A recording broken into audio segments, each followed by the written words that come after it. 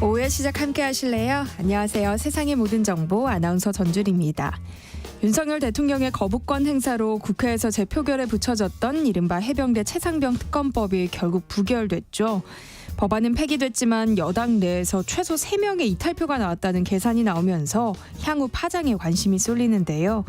국민의힘 한동훈 신임 당대표는 앞으로 대야 협상과 당정 관계를 어떻게 이끌어가게 될까요? 그런가 하면 김건희 여사가 명품 가방 수수 의혹이 불거진 이후 처음으로 변호인을 통해 대국민 사과 의사를 밝혔다고 하는데요. 여기엔 어떤 배경이 있는지 잠시 뒤 여의도 인포메이션 코너에서 자세히 살펴보겠습니다. 무더운 여름, 특히나 오늘처럼 한 주를 마무리하는 금요일엔 치맥으로 일상의 피로를 푸는 분들이 많은데요. 청취자 여러분들은 혹시 치맥이 통풍을 불러올 수 있다는 사실을 아시나요? 똑똑 라디오 주치 오늘은 통풍에 대해서 알아볼 예정이니까요. 궁금한 분들 계속해서 함께해 주세요. 저희 방송은 KBS 1라디오 유튜브 채널을 통해서도 실시간으로 시청 참여하실 수 있습니다. 많은 관심 부탁드리면서 KBS 세상의 모든 정보 지금 시작합니다.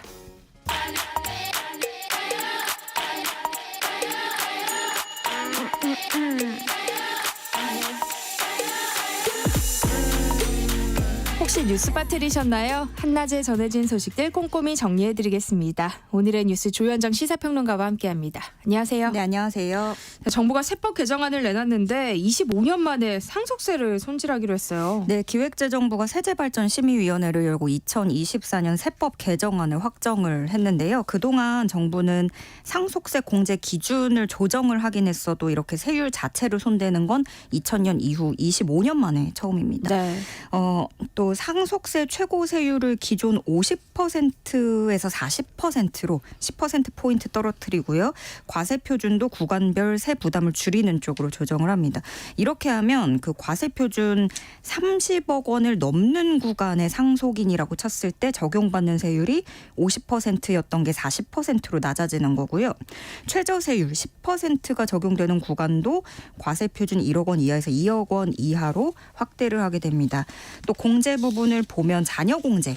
지금 1인당 5천만 원인 거를 5억 원으로 10배 상향을 하기로 했는데 네. 다만 일괄 공제 5억 원과 배우자 공제 5억에서 30억 원 구간은 현행대로 유지를 하게 됩니다. 그럼 자녀 한 명당 5억 원씩 공제를 받는 거고요. 그럼 다자녀일수록 그럼 상속세도 또 더 줄어들겠죠. 네. 예를 들어서 그 상속 재산이 총 45억 원이라고 가정을 해볼게요. 배우자는 5억 원만 상속을 받고 자녀들이 나머지를 나눠 갖는다라고 경우를 좀 따져보면 기존에 내야 될 상속세가 12억 9천만 원인데요. 자녀 수하고 상관없이 같았습니다. 그런데 이제 정부가 내놓은 대로 개정이 되면 한 자녀면 1억 4천만 원, 두 자녀면 3억 4천만 원, 세 자녀면 5억 4천만 원을 덜 내도 되는 겁니다. 또 배우자가 30억 원을 받고 3명의 자녀가 5억 원씩 상속받는다 하면 상속세는 아예 전혀 내지 않게 됩니다. 0원이 되는 거고요. 만약에 자녀가 둘이 있다 하면 17억 원까지 물려줘도 상속세가 전혀 없게 됩니다. 배우자가 두 자녀가 각각 5억 원씩 공제를 받고 기초공제 2억 원까지 반영을 해서 나온 계산이 두 자녀에 17억 원까지입니다. 네. 정부가 이렇게 상속세와 증여세율을 손질하는 건 이 서울에서 아파트 한 채만 물려받아도 상속세를 내야 할 수 있다. 이런 불만들이 나오면서 그런 것으로 보이는데요. 그럼에도 부자 감세 논란이 일고 있어요. 네, 그러니까 뭐 사실 우리나라 같은 경우에는 가계 자산에서 부동산 차지하는 비중이 워낙에 높잖아요. 그리고 또 그 사이에 그냥 살고 있는 사이에 아파트 값이 너무 올라서 이 집 한 채 물려주고 가려고 해도 세부담이 크다라는 여론이 있었고요. 그런데 또 사실상 이제 이렇게 5억 원, 30억 원 물려줄 수 있는 사람이 우리나라에 몇이나 될지 요거는 좀 생각해 볼 부분인 거죠. 실제로 국세청에 따르면 지난해 100억 원 넘게 상속받은 상위 457명입니다. 이게 2.5%에 해당을 해요. 전체 상속세 신고세액의 절반을 부담했습니다. 2.5% 인구가요. 또 그중에 500억 원 초과 구간 최상위급이죠. 최상위 29명이 있는데 0.15%예요. 인구로 치면 이 0.15%의 사람들이 14%의 세액을 신고했다. 이렇게 되는 건데 만약에 정부안이 그대로 국회를 통과하면 이러한 초부자들의 세부담이 5분의 1 정도씩 줄어드는데 한 평균 62억 원이라고 계산이 나옵니다.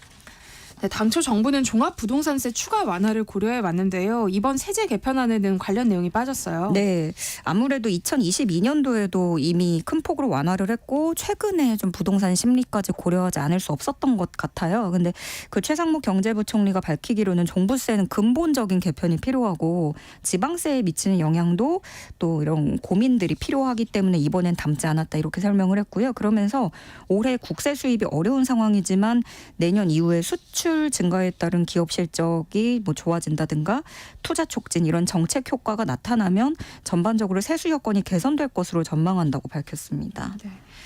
문제는 세수 부족에 대한 우려가 계속 이어지고 있다는 건데요. 이번 세제 개편안 역시 감세에 초점이 맞춰져 있잖아요. 네, 이번 세제 개편은 그동안 단행됐던 그 어떤 감세보다 강력한 초부자 감세에 해당한다 이렇게 평가가 나오고 있는데 당장은 우리가 생각할 수 있는 건 이 감세로 인해서 세수가 부족하다. 이 부분인 건데 정부도 앞으로 5년 동안 추계를 한 게 5년 동안 상속증여세 누적 감소액이 18조 6천억 원에 달할 것으로 추산을 했어요. 그 정도 18조가 넘게 돈이 들어오는 게 줄어들 것이다. 이렇게 정부도 계산을 한 건데 더 좀 눈여겨볼 거는 이래서 우리가 회사 다니고 그렇게 열심히 일을 해서 5억 원 벌면 근로소득세 떼잖아요. 1억 원 이상 내야 되거든요. 근데 5억 원을 부모한테 상속으로 받으면 세금이 0원이 되는 네. 그렇게 되는 거죠. 그래서 세수 부족도 분명히 큰 문제고 그런데 지금 정부의 그런 발표나 기조를 봤을 때 뭐 저출생 컨트롤 타워 세웠잖아요. 그러니까 모든 사회적 과제를 이게 단순히 출생, 결혼 이것뿐만이 아니라 인구를 유기적으로 관리를 한다라고 계속 공언을 하고 있는 정부인데 사실 이 흐름대로 보면 정작 노동소득을 경시하게 만들 수 있다. 그러니까 성실하게 땀 흘려서 회사 다니고 노동해서 돈 모아서 집을 구하는 사람들은 결혼하기 더 어렵게 만드는 방향으로 가는 것으로 보여집니다. 네. 정부는 금융투자소득세를 폐지하겠다는 방침도 재확인했죠. 네, 금투세를 폐지하겠다는 입장은 유지를 하고 증권거래세 인하하고 암호화폐 등의 가상자산에 대한 과세도 앞서 2차례 이미 유예를 했는데 거기에 이어서 2년을 또다시 유예하기로 했습니다. 그런데 과거에는 금투세 도입 필요성을 강조했던 기재부가 입장을 바꾸려면 근거를 제시해야 되는데 설명이 부족하고 또 조세 정책에 대한 신뢰를 크게 잃어버리는 결정이라는 비판이 나오고 있고요. 일단 금투세를 폐지를 하면 예상되는 세수 감소액은 3년간 총 4조 원에 이르는 것으로 계산이 나옵니다. 그래서 앞으로 이제 국회 논의 향방에 주목이 되는데요. 야당은 꾸준히 반대를 해왔는데 최근에 조금 기류 변화가 있었던 게 이재명 전 대표가 금투세에 대해서 조금 다른 의견을 내비치기도 했잖아요. 하지만 또 야권에서는 여전히 반대의 목소리가 나오는 데다가 일단 뭐 대규모 세수 부족 사태는 정해져 있는 수순이기 때문에 이걸 국회 문턱을 넘어서는 데에는 좀 진통이 따를 것으로 보이고요. 이번 상속세 전면 개편안에 대해서도 민주당은 그 윤석열 정부의 무책임한 경제 운용을 여과 없이 보여준다. 역대급 세수 펑크로 인해서 악화되는 국가 재정과 고통받는 국민이 보이지 않느냐 이렇게 비판을 했고요. 입으로는 건전 재정을 외치면서 부자 감세로 나라 곳간을 거덜낸다. 조세 원칙과 미래를 위한 세입 기반을 무너뜨리는 무책임을 규탄한다. 이렇게 비판했습니다.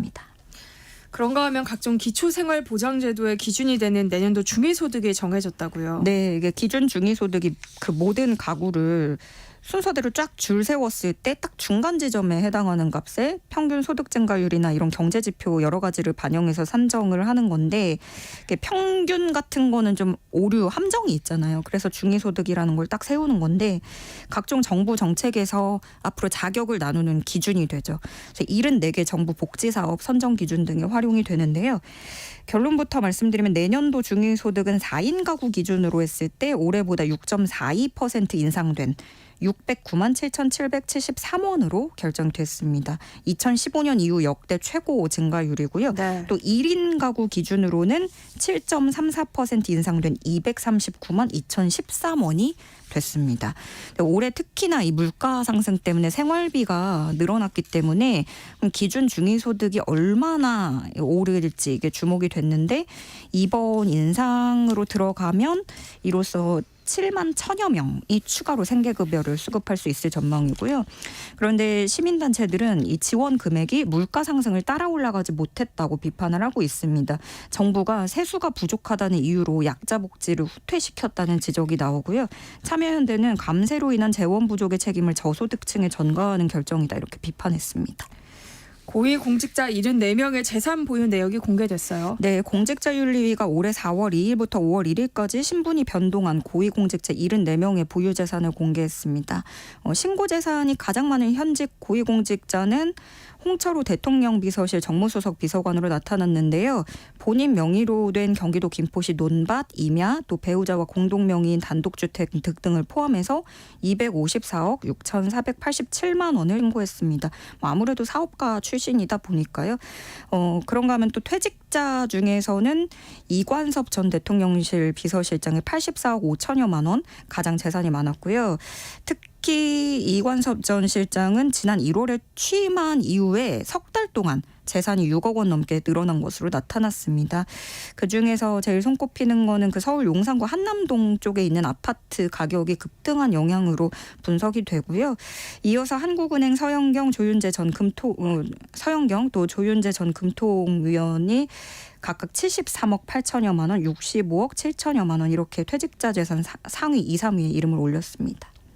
네, 어제 열린 이수근 대법관 후보자 인사청문회에서는 자녀들의 아빠 찬스 논란과 배우자 주식 관련 의혹이 쟁점이 됐는데요. 친인척이 운영하는 회사 주식으로 배당금까지 받은 사실이 드러나기도 했어요. 네, 2007년부터 2015년까지고 배우자의 친형이 운영하던 회사예요. 주식 2,391주 사서 3억 5천여만 원의 배당금을 받은 것으로 추가로 밝혀졌습니다. 근데 야당 의원들은 그래서 이 후보자가 사고 나서 그걸 뛰어넘는 3배 이상의 수익을 가져간 것이다 이렇게 지적을 했고요. 또 이 후보자 두 자녀도 각각 8살, 6살 때 아버지 돈으로 비상장 주식을 매입해서 이 후보자 본인과 배우자 두 자녀가 받은 배당금 다 합치면 7억 7천만 원으로 집계가 됐습니다. 이수근 후보자는 재산 형성에 대해서는 배우자가 주도한 것이다 이렇게 밝혔고요. 그러면서 가족 찬스라고 볼 수 있는 점은 충분히 인정한다 하면서 사과했습니다. 네. 이수근 대법관 후보자 이 자녀들이 부모 도움으로 비상장 주식을 사들여서 재산을 형성한 것이 아빠 찬스라는 지적을 돌반지에 비유해서 논란을 빚기도 했다고요. 네, 뭐라고 얘기를 했냐면 이 후보자가 요즘은 애들 돌이나 백일 때 금반지 안 사주고 주식 사준다. 그럼 이걸 편법 증여라고 폄하를 한다면 자식에게 주식 사서 주는 부모 마음은 다 비난받아야 되는지 궁금하다. 이렇게 받아친 거예요. 네, 그러자 이제 후보자가 여러 재산상의 문제들 소명하고 그 잘못을 인정해서 기부하는 일련의 과정인데 거기서 나오는 이런 답변이 맞는다고 생각하느냐 하는 질타가 나온 거고요. 그러자 또다시 이 후보자는 자녀들에 대해서 얘기를 하시길래 평정심을 잃은 것 같다. 정말 죄송하다. 이렇게 사과를 했습니다. 그런가 하면 이 후보자 남편이 그 제주반도체 동행복권 공동대표거든요. 지금은 복권법 위반 혐의로 경찰 수사를 받고 있습니다. 한낮의 교양 파트너 지금 여러분께서는 세상의 모든 정보와 함께하고 계십니다. 이진숙 방송통신위원장 후보자에 대한 인사청문회가 하루 더 연장됐어요. 전례 없는 일 아닌가요? 네, 그러게 말입니다. 이 분위기도 전례 없는 것 같아요. 뭐 얘기 나오는 것만 해도 노골적인 지역 비하 발언에 뭐 SNS에서 좋아요를 눌렀다. 법인카드 유용 의혹도 그렇고 노조 네. 탄압, 좌파 낙인 찍기 등등 굉장히 첨예한 대립이 이어지고 있는데요. 이 법인카드 사용에 대해서는 이진숙 후보자는 광고 영업 때문이었다라고 답을 했어요. 그런데 야권에서는 이번에 그 MBC 핵심 간부로부터 받은 제보 내용을 공개합니다. 여기에 따르면 이진숙 후보자가 대전 MBC 사장으로 있을 때 그 법인카드 그렇게 많이 쓴 게 영업 광고 따려고 했던 거였다라는 것과는 다르게 따낸 광고가 전무하고 협찬은 2건에 불과하다라는 내용이 들어 있었고요. 그리고 대전의 유명 빵집이죠. 성심당에서 뭐 법인카드 썼다. 이런 의혹에 대해서 이 후보자는 일체 부정을 했었는데 100만 원을 넘게 사용했더라. 이렇게 또 확인이 됐고요. 생활기록부까지 등장을 했어요. 중학교 네. 시절 생활기록부가 이렇게 나오게 됐는데 조국혁신당에서 이진숙 후보자 중학교 생기부를 공개를 했습니다. 근데 그 내용에 준법성이 결여돼 있고 수차례 시정했으나 계속 지도 유망됨, 준법성이 없고 태만함이라고 적혀 있는 부분을 공개하면서 조국혁신당에서는 선생님께서 보는 눈이 있다 이렇게 뭐 비꼬기도 했고요. 네. 어쨌든 간 인사청문회는 사흘로 늘어났습니다. 이에 대해서 최민희 과방위원장은 할 수 있을 때까지 해야 된다. 국회가 할 수 있는 모든 방법을 동원해서 자격이 없음을 증명하겠다 강조했습니다. 네, 화제를 좀 바꿔보겠습니다. 의정 갈등 사태가 6개월째 이어지고 있는데요. 의사들이 오늘 하루 전국적으로 휴진한다고요. 네, 오늘 하루 전국에서 진료는 쉬고 대신에 의료계 방향에 대한 토론회를 갖습니다.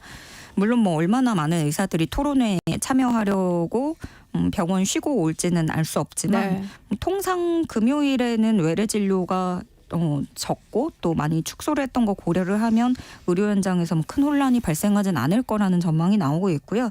그 토론회에서는 한국 의료가 나아가야 할 방향, 또 의사들의 해외 진출 활성화 방안을 논의를 한다고 전해졌습니다.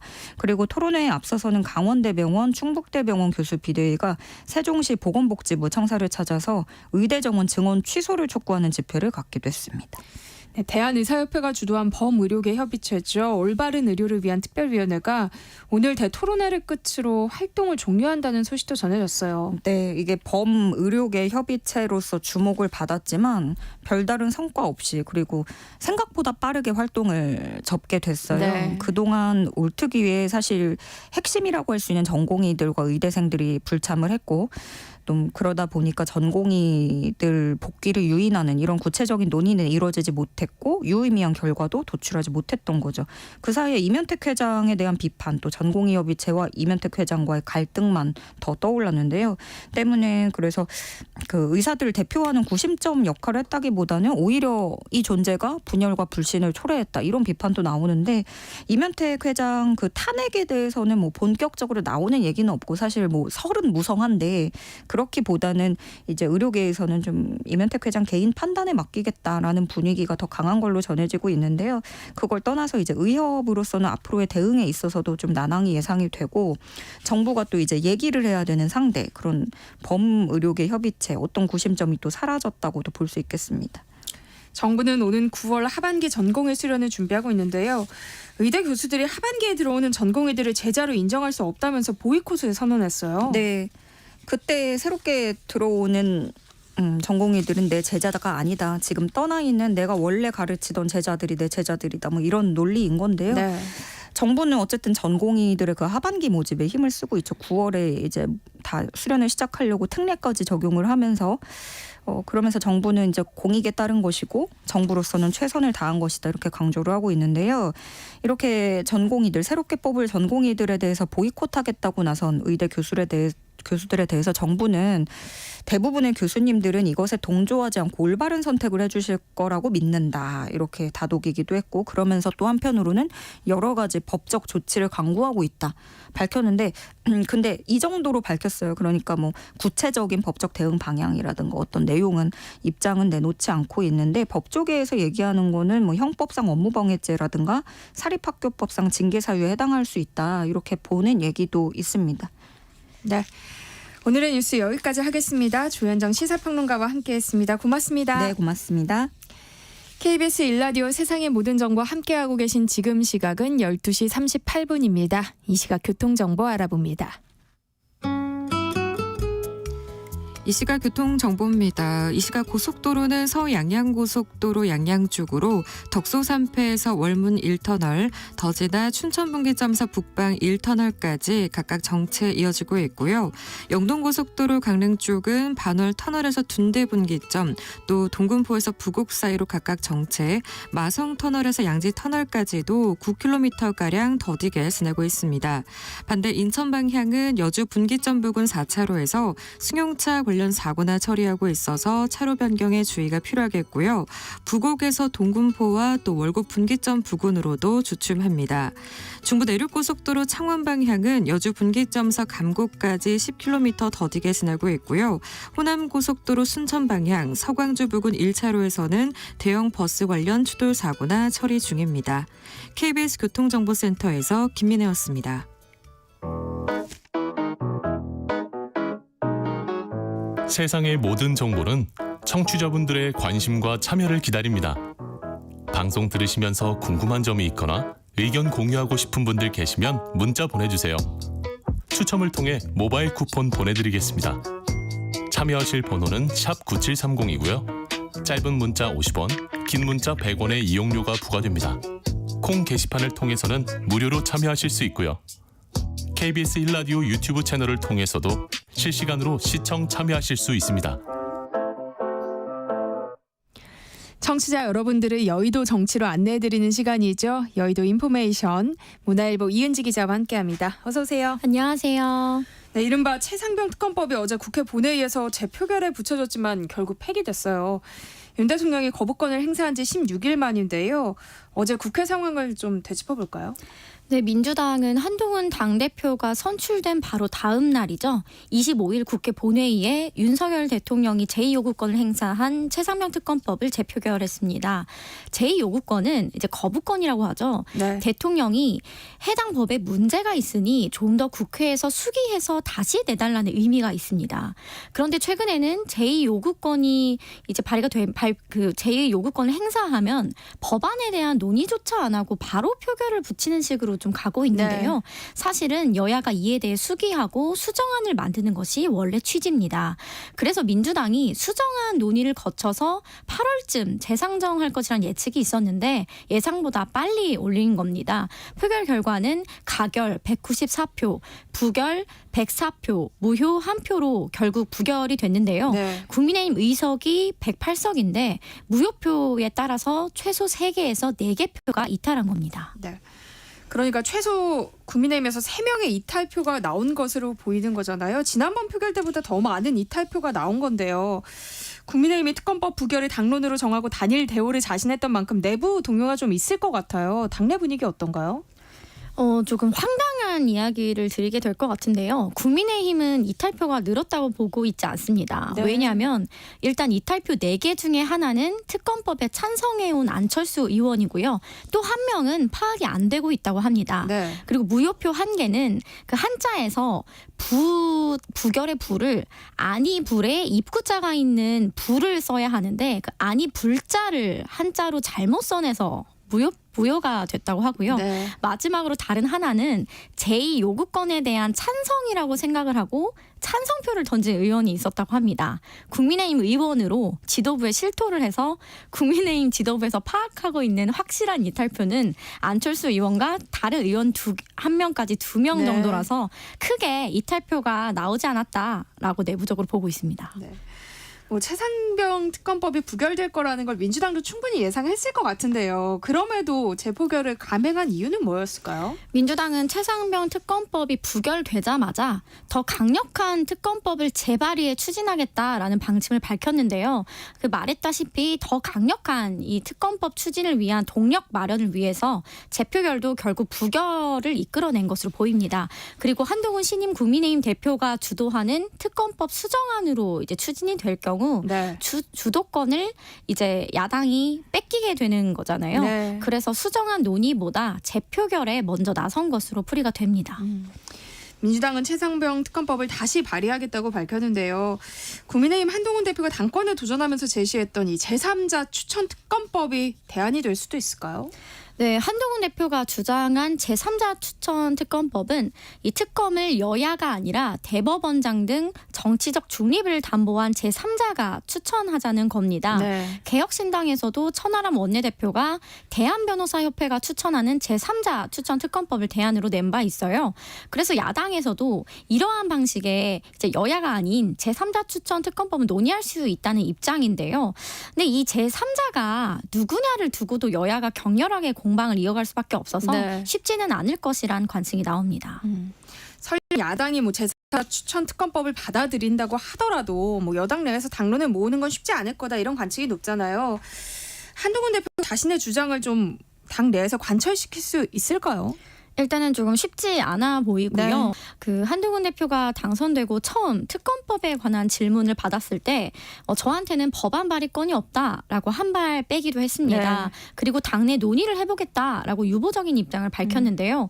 지금 원내 주도권은 추경호 국민의힘 원내대표가 쥐고 가려는 분위기가 굉장히 강한 상황입니다. 네. 그 한 대표가 최상병 특검법에 목소리를 내기 쉽지 않을 것으로 보이고요. 지금 당내 주류 의원들을 중심으로는 이 최상병 특검은 제3자든 뭐든 어떤 방법으로든 받을 수 없다라는 입장이 굉장히 강합니다. 또 특검 사안이 아니고 공수처 수사가 먼저라는 당론이 공고하기 때문에 이 특검법을 받을 경우 그간의 주장과 배치된다는 겁니다. 네. 특히 앞서 그 최상병 특검법이 처음 상정된 후에 국민의 의원들이 밤을 새워가면서 필리버스터를 하기도 했잖아요. 그 동료 의원들이 그렇게까지 했는데 어떻게 특검법에 찬성할 수 있겠느냐라는 입장입니다. 그래서 당시 의총에서는 이제 찬성표를 던진 안철수 의원에 대한 비토도 굉장히 컸는데요. 네. 한 의원은 안철수 의원을 빼고 107명으로 가자라는 발언을 했을 정도입니다. 그래서 이제 한 의원은 이제 만약에 한동훈 대표가 특검을 하자고 하면 나부터 나서서 들이받을 거다라는 발언을 사석에서 말하기도 했는데요. 한 대표가 원외이기 때문에 이 사안으로 원내 의원들을 설득해내기는 좀 쉽지 않을 것으로 보입니다. 네. 또 다른 쟁점 법안이죠. 이른바 방송사법 가운데서 방송통신위원회 설치 및 운영에 관한 법률 개정안이 본회의에 상정되면서 이 국민의힘 의원들이 무제한 토론 필리버스터에 나선 상황이에요. 이 필리버스터가 최소 4박 5일간 진행될 것이라는 관측이 나오고 있다고요. 네, 어제 오후 5시 30분부터 시작을 해서 이제 24시간이 지난 후 오늘 오후 6시 이후부터 표결이 이루어질 것으로 네. 예상이 됩니다. 민주당은 오늘 필리버스터를 표결로 종료한 이후에 방송통신위원회법 개정안 표결을 할 예정이고요. 그리고 나서는 오늘 밤에 KBS법, 방송법 개정안을 올려서 필리버스터를 시작할 예정입니다. 그렇게 되면 일요일인 28일 표결하게 되고요. 네. 그리고 29일에는 MBC법, 30일에는 EBS법을 차례로 필리버스터를 거쳐 표결을 한 방침입니다. 이렇게 되면 어제부터 30일까지 총 4박 5일간 필리버스터와 방송사법 표결이 이루어지게 됩니다. 이제 민주당은 이 같은 이 필리버스터에 대응하기 위해서 2개 상임위원회 소속 의원들을 한 개조로 묶어서 이제 6시간씩 경내 대기에 나섰고요. 국민의힘도 어제부터 30일까지 경내 비상 대기조를 편성한 상황입니다. 네. 일주일 전쯤이었죠. 우원식 국회의장이 방송법과 관련해서 중재안을 제시했는데요. 그런데 국민의힘과 대통령실 모두 거부한 바가 있어요. 이런 상황이라면 여야가 합의점을 찾는 게 사실상 불가능하지 않을까요? 네, 방송법은 사실 여야가 정권을 잡을 때마다 공영방송 장악 문제가 이슈가 되면서 법 개정 목소리가 늘 있어 왔습니다. 하지만 민주당도 그랬고 국민의힘도 그랬고 본인들이 여당일 때는 법 개정에 나서지 않았던 게 사실입니다. 국민의힘 입장에서는 왜 여당이었을 당시 문재인 정부에서 다수 의석으로 이를 통과시키지 않고 야당이 되니 이제 와서 하려는 것이냐라는 문제의식을 말하고 있고요. 네. 우원식 의장의 중재안도 사실상 민주당의 안과 크게 다를 게 없다라고 여당은 보고 있기 때문에 이 중재안은 받을 수 없는 입장입니다. 그래서 방송법에 관해서는 국민의힘은 절대 타협의 여지가 없다. 이렇게 보시면 될 것 같습니다. 네. 이런 가운데 방송통신위원장직을 대행하고 있던 이상인 부위원장이 자진 사퇴했어요. 이 민주당이 탄핵소추안을 발의한 것에 대응하는 차원으로 보이는데요. 방통위가 영인 체제가 된 건 사상 초유의 일이라고요. 네, 맞습니다. 현재 오늘 오전에 윤석열 대통령이 이상인 방송통신위원회 부위원장의 사의를 즉각 수용하면서 이제 방통위가 일시적으로 상임위원이 0명인 초유의 네. 사태를 맞았습니다.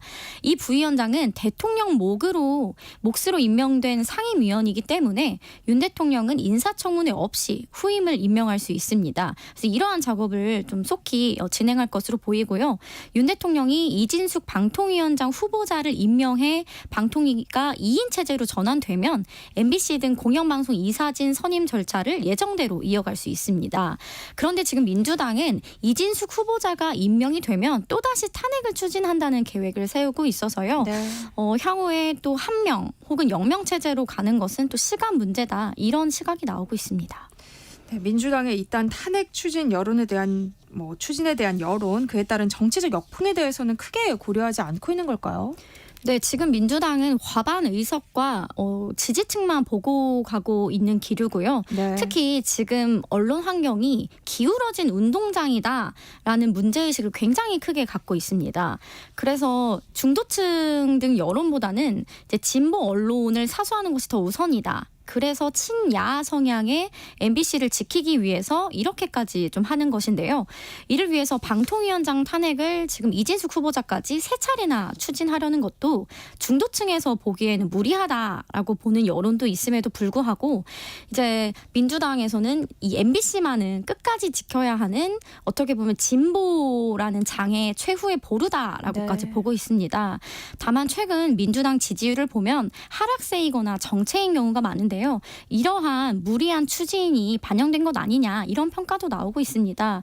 또 검사 탄핵에 대해서는 실제 당 내에서도 역풍 우려, 너무 나가는 것 아니냐라는 의견이 많은 게 사실인데요. 이 MBC 사수에 대해서는 공감대가 어느 정도는 폭넓게 형성된 상황입니다. 화제를 좀 바꿔보겠습니다. 지난 국민의힘 전당대회에서 압도적인 지지를 받으면서 당선된 한동훈 대표가 박정하 당대표 비서실장 임명을 시작으로 당직 인선을 단행할 예정인데요. 탕평 인사가 이루어질 수 있을까요? 그러니까 이른바 친윤계가 얼마나 기용될지 관심이 쏠리고 있어요. 이르면 이번 주말에 인선이 완료돼서 발표될 예정이라고 하는데요. 네. 한동훈 대표가 원외이고 당내에 새가 없는 만큼 탕평 인사의 무게를 둘 가능성은 낮다라는 관측이 나옵니다. 탕평이라는 건 정말 권력을 완전히 잡은 이 우위에 있는 이제 주류가 소수파나 반대파의 인선을 나눠주는 것인데요. 네. 지금 한 대표는 당을 장악했다고 보기 굉장히 어렵습니다. 그래서 지명직 최고위원 한 명은 친한동훈계로 할 가능성이 높고요. 사무총장의 경우는 지금 당장 공천권을 가지고 있는 상황이 아니기 때문에 친한계나 혹은 개파색이 옅은 친윤계를 임명할 가능성이 나옵니다.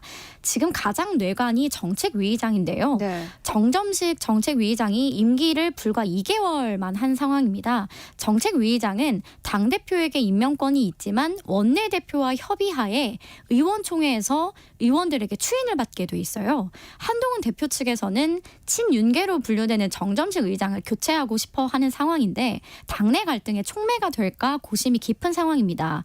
추경호 원내대표는 정책위의장은 사실상 원내대표와 러닝메이트 격이기 때문에 임기가 1년으로 보장돼 있고 바꿔선 안 된다라는 입장을 강하게 갖고 있는 것으로 알려져 있는데요.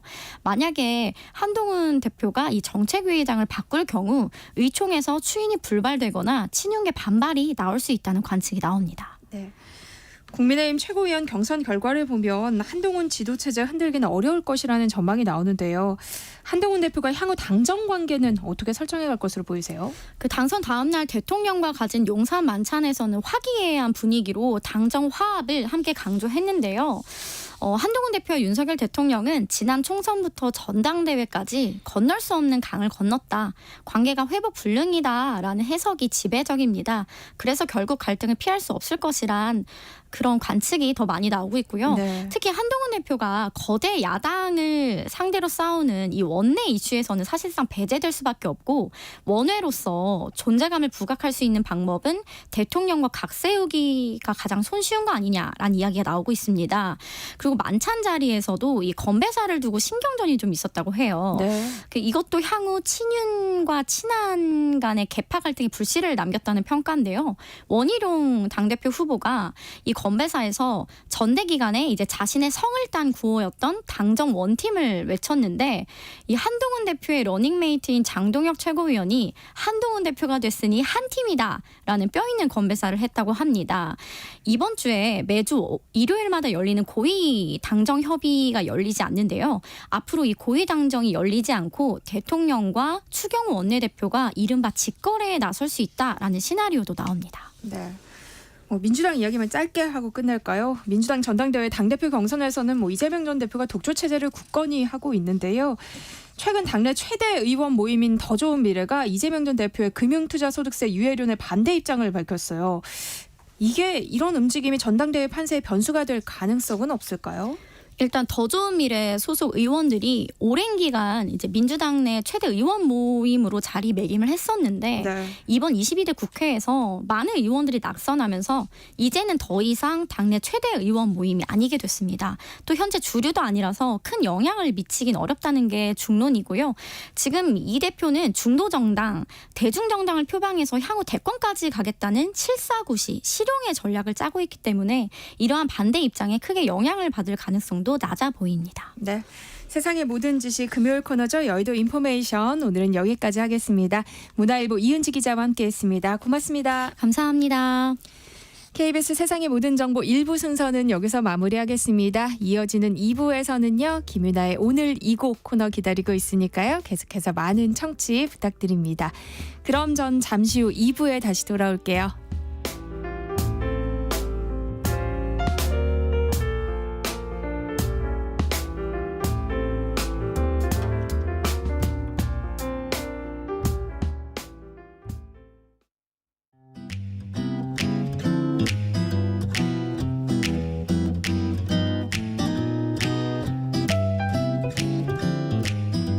안녕하세요. 바른말, 고운말입니다. KBS 1텔레비전에서 방송되고 있는 우리말 기록에서 나왔던 문제를 짚어보겠습니다. 오늘은 속담에 관한 문제고요. 제시되는 세 개의 속담에 공통으로 들어가는 표현을 찾으면 됩니다. 이것 천자 가르치듯, 들적 며느리 날적 이것, 못된 이것 엉덩이에 뿔난다. 이 세 개의 속담에서 이것에 공통으로 들어가는 삼음절로 된 고유어 명사 무엇일까요? 정답은 송아지입니다. 먼저 송아지 천자 가르치듯 이란 속담은 미련하고 아둔해서 알아듣지도 못하고 들으려 하지도 않는 사람을 억지로 애써 가르치는 모양을 비유적으로 이르는 말입니다. 이와 비슷한 뜻의 속담으로 쇠기의 경읽기, 말귀의 염불, 쇠코의 경읽기 같은 것도 있습니다. 두 번째, 들적 며느리 날적 송아지라는 속담은 며느리는 시집 올 때만 대접을 받고 송아지는 태어날 때만 잠시 귀염을 받는다는 뜻으로 며느리는 출가해 온 후에 일만 하고 산다는 뜻이 숨어 있습니다. 정말 옛날 속담이죠. 끝으로 못된 송아지 엉덩이에 뿔난다는 잘 아시는 것처럼 되지 못한 것이 엇나가기만 하는 짓을 한다는 건데요. 송아지 못된 것은 엉덩이에 뿔난다라는 같은 뜻의 속담도 있습니다. 바른말 고운말 아나운서 변희영이었습니다.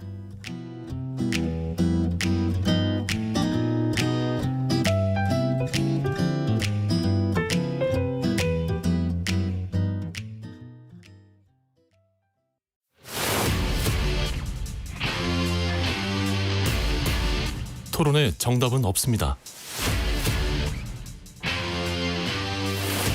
토론이 세상을 바꿀 수도 없습니다. 하지만 질문은 새로운 세상을 만들 수 있습니다. 질문으로 올바른 세상을 만드는 첫걸음. 평일 저녁 7시 20분 KBS 열린 토론.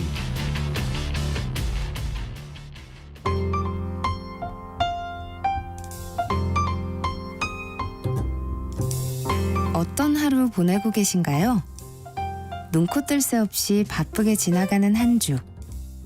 월요일부터 금요일, 매일 밤 10시부터 12시까지는 오롯이 당신만을 위한 시간입니다. 당신을 위한 지식 쉼터.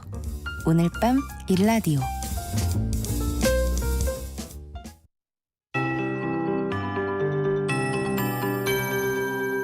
KBS 58분 날씨. 오늘도 낮에 심한 더위가 이어지겠습니다. 현재 경주시의 기온은 34.6도까지 올랐는데요. 오늘 낮 기온 서울, 강릉, 대전, 대구 34도, 세종, 부산 33, 광주 30도 등 전국이 29도에서 34도까지 오르겠고요. 전국 대부분 지역에 거의 모든 지역이라고 할 수 있을 만큼 폭염 경보와 주의보가 잔뜩 발효 중입니다. 수분 섭취 자주 해주셔야 되겠고 건강관리 신경 쓰시기 바랍니다. 당분간 무더위와 열대야가 지속적으로 이어지면서 대기는 불안정해집니다. 전국 대부분 오늘 돌풍, 천둥, 번개를 동반한 강한 소나기가 5에서 60mm, 많은 곳 80mm 이상 오겠고요. 현재 제주 산지에는 호우경보가, 제주 평지에는 호우주의보가 내려져 있고 오늘과 내일은 제주 중심으로 매우 강하고 많은 비가 오겠습니다. 내일까지 남부와 제주 30에서 80, 지리산 부근 150mm 이상, 제주는 최고 200mm 이상, 제주 산지로는 400mm 이상의 폭우가 예상이 되고요. 오늘 밤부터 내일 아침까지 수도권이나 강원권은 20에서 60, 경기 북부 80mm 이상의 비가 내리겠습니다. 이 비와 별개로 따로 이렇게 소나기도 양이 예보가 돼 있으니까요. 피해 없도록 주의를 하셔야 되겠습니다. 당분간 소나기 속에 폭염 주의하시고요. 지금 서울 기온은 32.2도입니다. 최영우였습니다.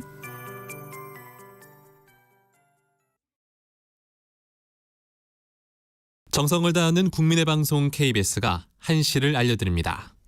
AM 711kHz, FM 97.3MHz, KBS 1라디오입니다. HLKA.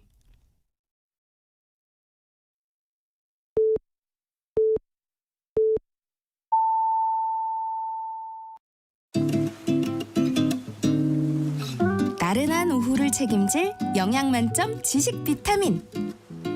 세상의 모든 정보.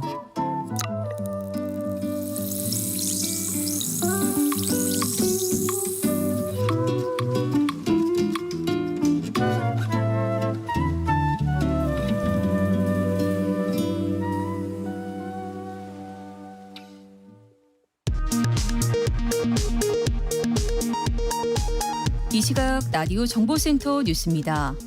더불어민주당 주도로 방통위법이 국회 본회의에 상정되면서 법안 처리 저지를 위한 무제한 토론이 이틀째 이어지고 있습니다. 필리버스터가 시작 24시간 만인 오늘 오후 종료되면 방통위법 개정안 본회의 표결이 진행될 전망입니다. 방송통신위원장 직무대행을 맡고 있던 이상인 부위원장이 야당의 탄핵소추안 표결이 이뤄지기 전에 자진 사퇴했습니다. 윤석열 대통령은 이를 수용했습니다. 내일 유네스코 세계유산위원회에서 등재가 결정될 예정인 사도광산과 관련해 한국과 일본이 광산의 전체 역사를 반영해 현지에 전시하기로 대략 합의했다고 외교부가 밝혔습니다. 전국적으로 폭염이 이어지고 있는 가운데 이번 주 사이에 온열 질환자가 100명 넘게 발생했습니다. 질병관리청은 지난 22일부터 25일까지 온열 질환자는 125명으로 집계됐다고 밝혔습니다. 지금까지 라디오 정보센터 뉴스 정한나였습니다.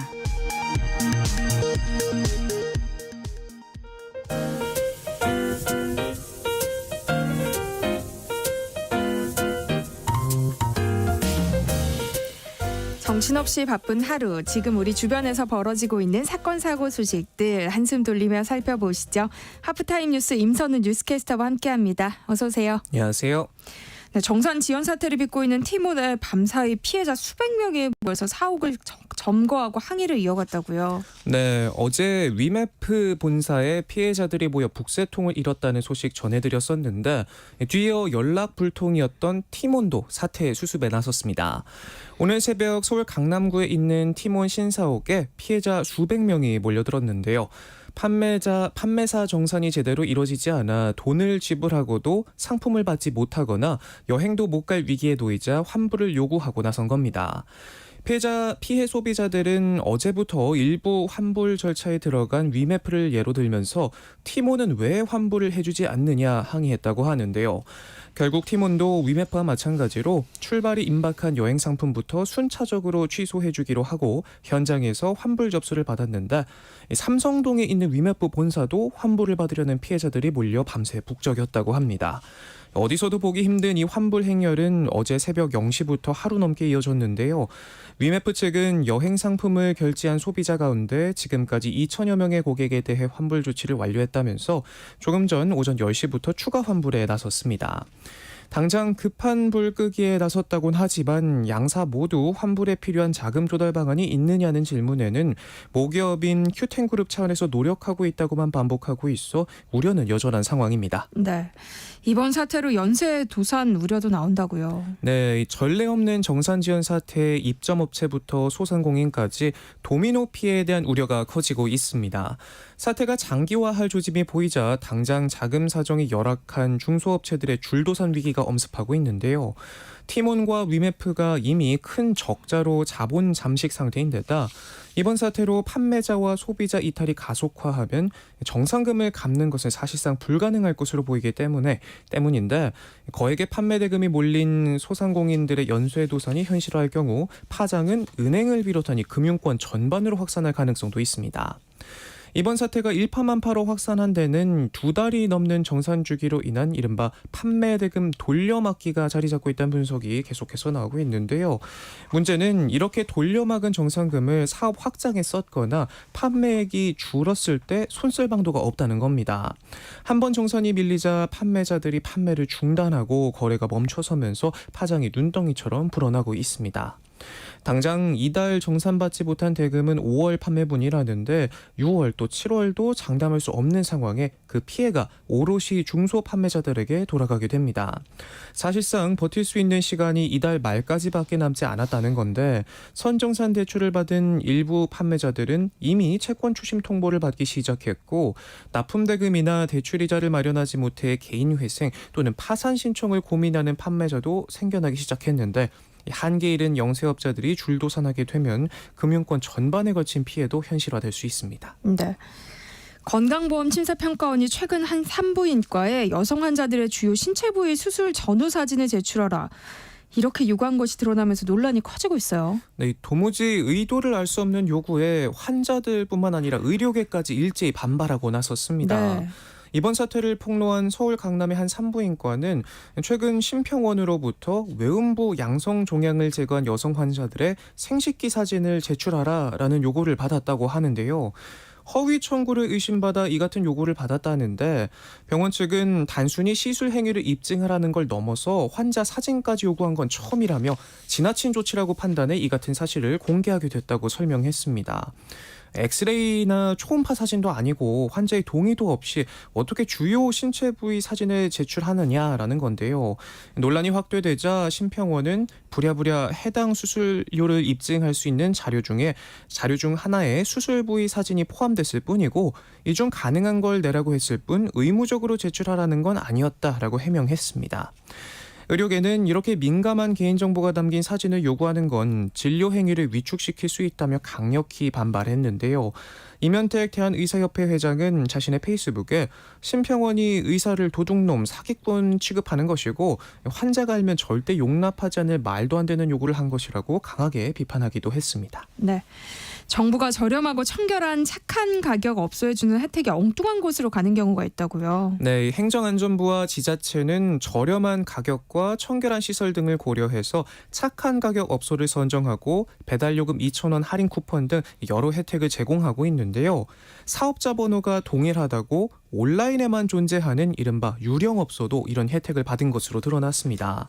칼국수를 주변 식당보다 저렴한 7,000원에 팔고 있는 한 식당은 같은 사업자 등록번호로 닭요리와 돼지고기 전문점을 별도로 등록했는데요. 그런데 이 두 식당은 배달앱 유령 식당인데도 착한 가격 업소로 분류돼 혜택을 받았습니다. 심지어 가격도 주변 식당보다 더 비싼 곳이었는데 말이죠. 네. 이 행안부는 배달의 민족에 입점한 착한 가격 업소 660여 곳을 대상으로 우선 전수조사에 착수했고요. 취지와 다르게 도용된 사례가 발견되는 즉시 지원을 취소할 방침이라고 합니다. 착한 가격 업소 사업은 저렴한 가격을 유지하는 식당을 지원해 물가 안정에 기여하겠다는 취지로 100억 원의 예산이 투입된 사업인데요. 어렵고 힘들어도 같이 으쌰으쌰 해보자는 취지가 무색할 정도로 제도적 허점을 악용하는 이런 얌체짓 정말 얄밉네요. 네, 지난 2021년 인천 흉기 난동 사건 당시 흉기를 휘두르는 가해자로부터 피해자를 분리하지 않고 현장을 피해서 부실 대응으로 해임된 경찰이 2심에서 형량이 더 늘었어요. 네, 말씀하신 이 3년 전 인천 흉기 난동 사건 기억하시는 분들 많으실 겁니다. 네. 당시 출동한 경찰들이 사건 수습은 나 몰라라 하고 현장을 피해 많은 공분을 샀죠. 결국 경찰 옷도 벗게 됐었는데 직무유기 혐의로 기소된 이들에게 2심에서 더 무거운 형량이 내려졌습니다. 네. 징역 1년에 집행유예 2년을 선고한 원심을 파기하고 징역 1년에 집행유예 3년을 각각 선고했고요. 또 1심에서 이들 모두에게 부과됐던 사회봉사 120시간도 각각 400시간, 280시간으로 늘렸습니다. 항소심 재판부는 피고인들이 아무런 조치를 하지 않고 사건 현장을 이탈한 사이 피해자는 가해자로부터 중한 상해를 입었다면서 일반적인 상식으로는 경찰관이면 가해자를 제지하고 피해자와 분리했어야 했다라고 설명했는데요. 그런데 이 두 사람 아직도 반성의 기미를 보이질 않습니다. 구급차를 부르기 위해 빌라 밖으로 나갔다며 이해할 수 없는 변명을 하더니 급기야 피해자 대신 흉기에 찔렀어야 했느냐라며 항변했다고 합니다. 이 항소심 재판부는 그러는 사이 피해자 가족들이 맨몸으로 가해자와 싸우다가 다쳤다면서 묵묵하게 일하는 대다수의 다른 경찰관들의 자긍심도 무너졌다라고 지적했는데요. 네.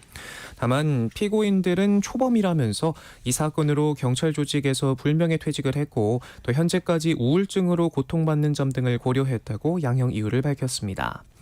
당시 이 사건으로 피해자는 흉기에 목을 찔려 의식을 잃어 뇌수술을 받았고요.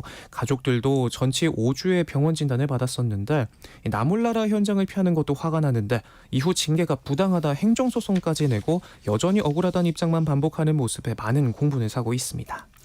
해외 소식도 살펴보겠습니다. 필리핀과 타이완에서 수백 명의 사상자를 낸 태풍 개미가 어제 저녁 중국에 상륙해서 중국 당국이 긴급 대응에 나섰어요. 네, 어제 저녁 중국 남부 푸젠성에 상륙했는데 특히나 이 지역은 이미 올해 홍수로 많은 피해를 입은 곳이어서 당국은 서둘러 대응에 나서고 있습니다. 바람이 얼마나 거센지 대형 화물차도 사정없이 눕혀버리고요. 바다 위 양식장 구조물은 높은 파도에 속수무책으로 흔들립니다. 중국 남부에 태풍 개미가 상륙한 건 현지 시각 어젯밤 8시쯤 태풍은 푸젠성과 저장성 일대 강한 비바람을 몰고 왔습니다. 이미 이번 여름 홍수로 큰 피해를 입은 만큼 중국 당국은 올해 처음으로 최고 등급인 태풍 적색경보를 발령했는데요. 오늘 저녁까지 최대 380mm의 큰 비가 예보됐는데 항공편과 열차 운행이 중단됐고 위험지대 주민 15만 명이 대피했습니다. 앞서 태풍 개미가 관통했던 타이완 도심은 물바다로 변했고요. 5층 건물 옥상 구조물이 차량을 덮쳐 탑승자가 목숨을 잃는 등 곳곳에서 인명피해가 발생했습니다. 네, 그런가 하면 캐나다에서는 산불이 발생했고 모로코는 폭염에 몸살을 앓고 있다고요. 네, 지구촌 곳곳이 산불과 폭염으로 사투를 벌이고 있습니다. 먼저 캐나다의 경우는 현지 시간 22일 로키 산맥 서부 지역에서 시작된 산불이 강풍을 타고 확산하고 있습니다. 지금까지 600건이 넘는 산불이나 주민 2만 5천 명에게 긴급 대피령까지 내려졌다고 합니다. 그런가 하면 북아프리카 지역은 최근 나흘간 기온이 급격히 오르면서 일부 지역은 48도까지 치솟았다고 하는데요. 중부 도시 베니멜랄의 기온이 42도를 기록한 모로코에서는 지난 24일 하루 동안 적어도 21명이 숨졌다고 합니다. 무시무시한 더위가 곳곳에서 기승을 벌이고 있는데 세계 지표면 평균 기온은 연일 최고 기록을 경신하고 있다고 합니다. 지난 21일 17.09도로 사상 최고점을 찍었는데 바로 다음 날 17.15도로 하루 만에 기록을 갈아치우기도 했고요. 이번 더위 마지막 빙하기 이후 10만 년 만에 가장 심각한 수준이라고 합니다. 네. 우리나라도 오늘 날씨가 무척 더운데요. 오늘 이렇게 더운 날씨에도 건강관리 꼭 신경 쓰셔야겠고요. 우리 세상의 모든 정보 청취자분들도 물 자주자주 챙겨 드시는 거 잊지 마시고요. 네.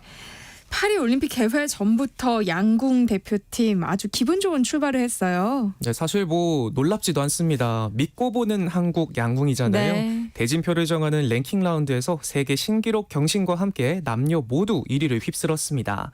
임시현과 전훈영 남수현 양궁 여자 대표팀이 파리 올림픽 공식 경기 첫 활시를 당겼습니다.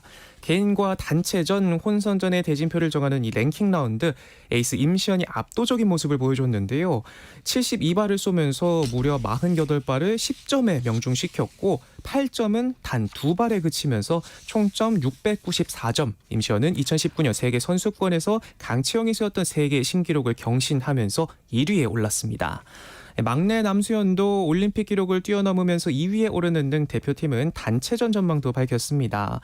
또 이어서 열린 남자 랭킹 라운드도 한국 양궁의 저력을 유감없이 발휘한 무대였는데요. 베테랑 김우진이 1위에 올랐고 김재덕이 2위, 이우석이 5위로 모두 상위권에 이름을 올렸습니다. 1위를 한 김우진이 임시현과 함께 혼선전에 출전하게 돼 개인 통산 3번째 올림픽에서 3관 안에 도전하게 됐고요. 산뜻하게 올림픽 여정을 시작한 양궁 대표팀은 오는 28일 여자 단체전 10연패 도전을 시작으로 금빛 조준을 이어갑니다.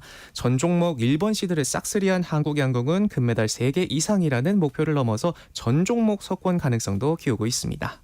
네, 여자 핸드볼도 기분 좋은 소식을 전했죠? 네, 우리나라 단체 구기 종목으로는 유일하게 파리올림픽에 출전한 여자 핸드볼 대표팀 강호 독일을 꺾고 조별리그 첫 승리를 거뒀습니다. 지난해 세계선수권 6위의 강호 독일을 상대로 대표팀은 초반 대등한 경기를 펼쳤는데요. 센터백 강경민이 5골을 몰아넣으면서 전반을 11대 10 한 점 차로 앞선 채 마쳤습니다. 후반에는 위기도 있었습니다.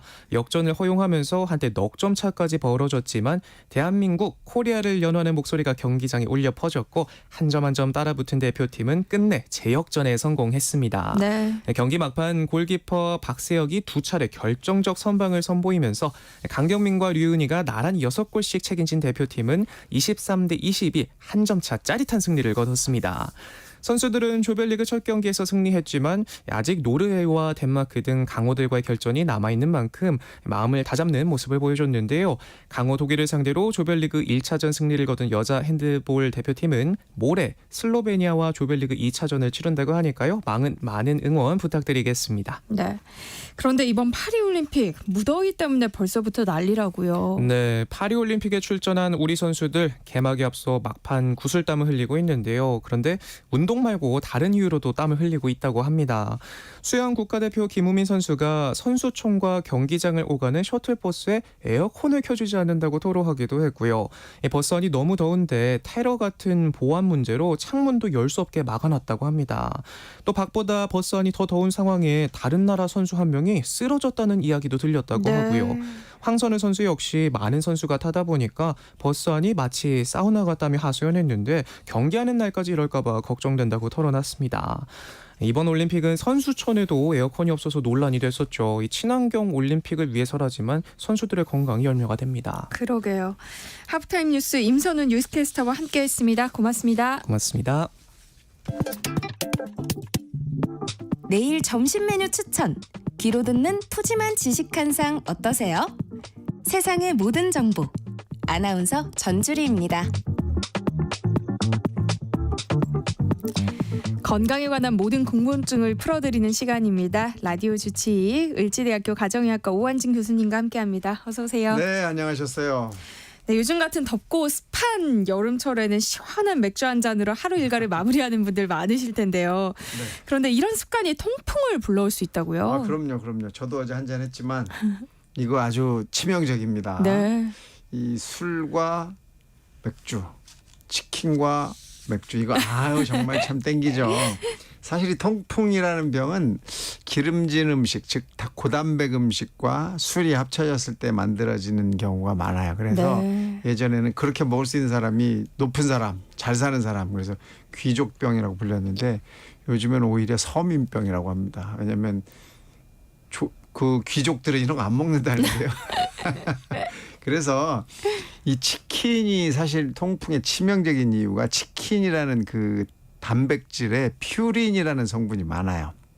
네. 그다음에 맥주 효모에도 퓨린이라는 성분이 들었는데 이 퓨린이 우리 몸에서 대사가 되고 나면 요산이라는 게 만들어집니다. 요산 이게 많아지면 요산이 침착을 해요. 그래서 결정이 만들어지는데 그 결정이 꼭 침같이 생겼어요. 우리 바늘같이. 그래서 그런 결정들이 관절 주변에 가서 막 꽂혀요. 그러면 움직일 때마다 그 바늘이 막 아프죠. 찌르는 거 같이. 네. 그게 얼마나 아프겠어요.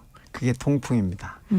이건 뭐 치맥뿐 아니라 소주 곱창, 또 화이트 와인의 생선, 레드 와인의 스테이크 먹는 분들, 이분들도 똑같이 통풍 오실 수 있어요.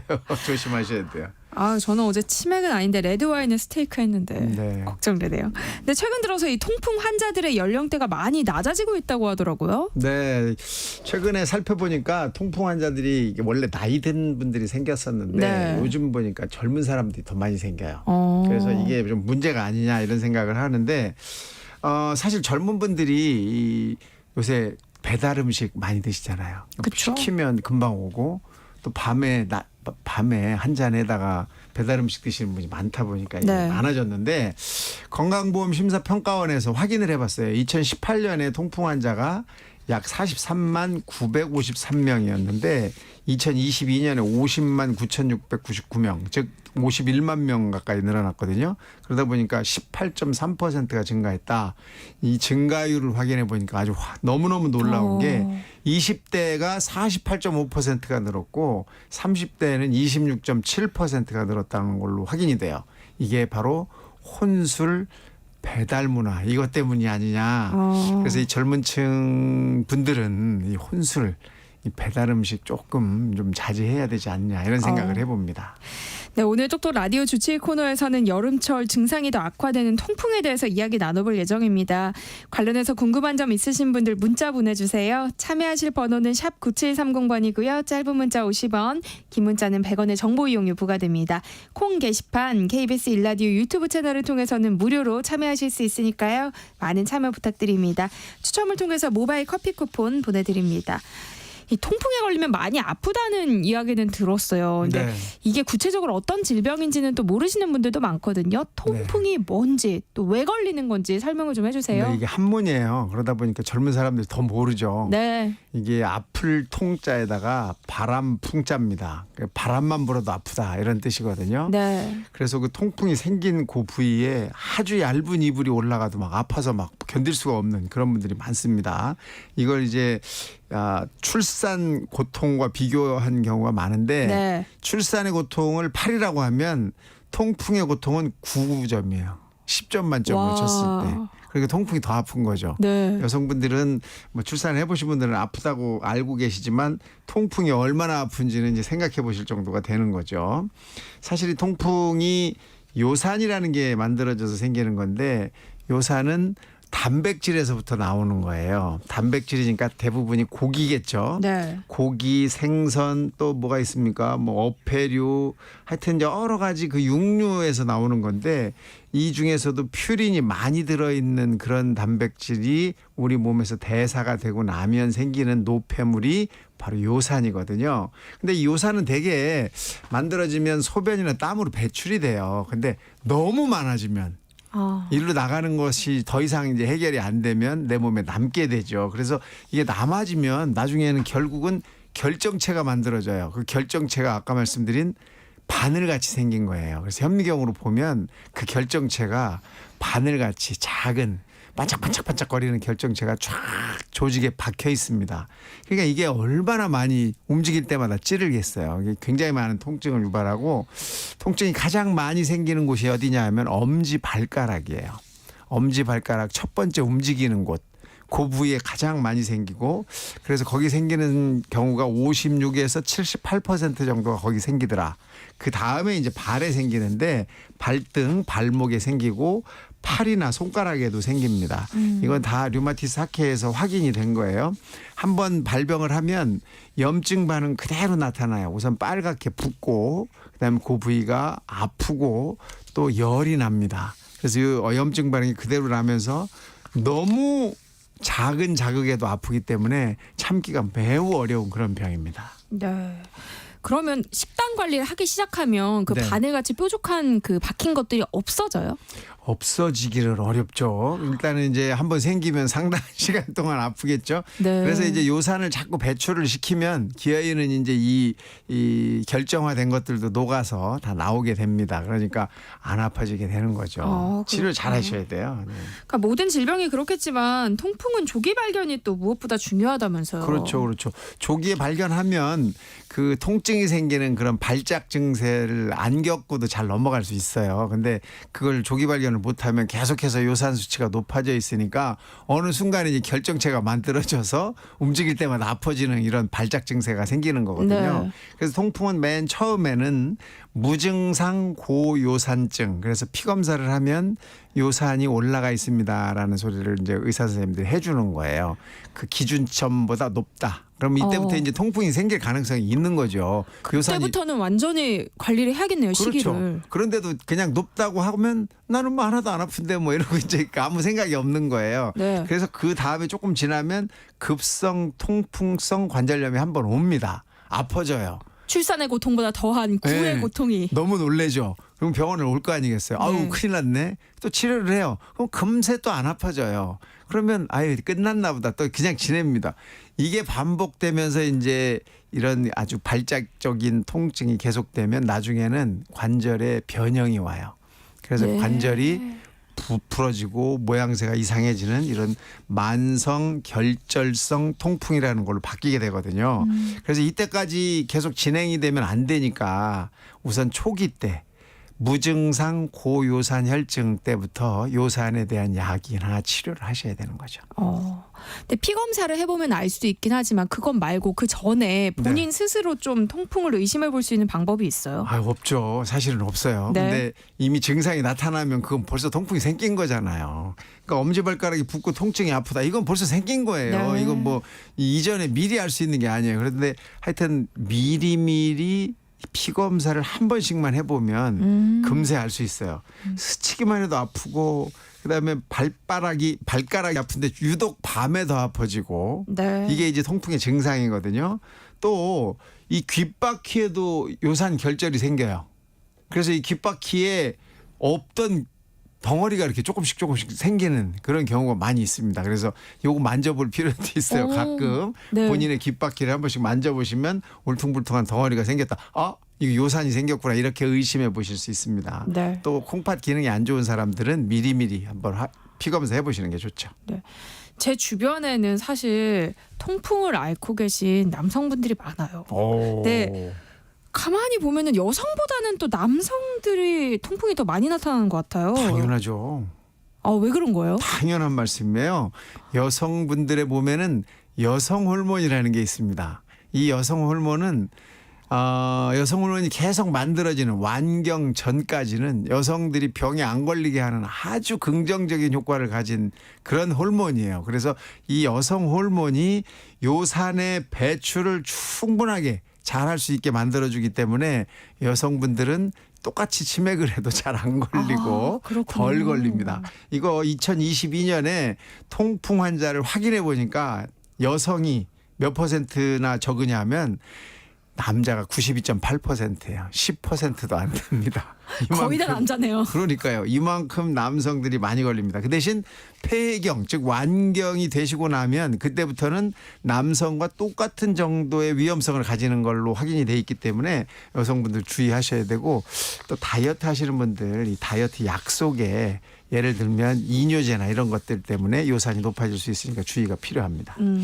또 통풍 환자들은 비타민도 좀 주의해서 먹어야 된다 이런 이야기를 들은 적이 있거든요. 맞나요? 네. 사실 뭐 큰 차이는 없는데 그래도 네. 미미하게라도 차이를 주기 때문에 이제 좀 주의가 필요하다 이렇게 말씀을 드려요. 네. 비타민 B3라고 하는 나이아신은 이 요산을 분해하고 배출하는 것을 방해합니다. 그래서 B3가 들어있는 것은 사실 통풍 환자한테는 별로 권장 안 되고 또 비타민 C는 사실 권장을 하지 않아요. 통풍이 있는 분들한테는 먹어라 이렇게 권장하지 않습니다. 왜냐하면 이 비타민 C가 뭐 해를 주지도 않지만 도움도 별로 되지 않는다. 그러니까 그냥 음식으로 섭취하는 것을 권하고 또 도움되는 것들도 있는데 사실 엽산 잘 아시죠? 임신하시면 되게 이제 드시는 엽산과 비타민 B10이라고 하는 아주 중요한 코바라민이라는 비타민이 있는데 이 비타민들은 이 엽산 또 코바라민은 요산을 만들어내는 것도 방해를 하고 또 요산이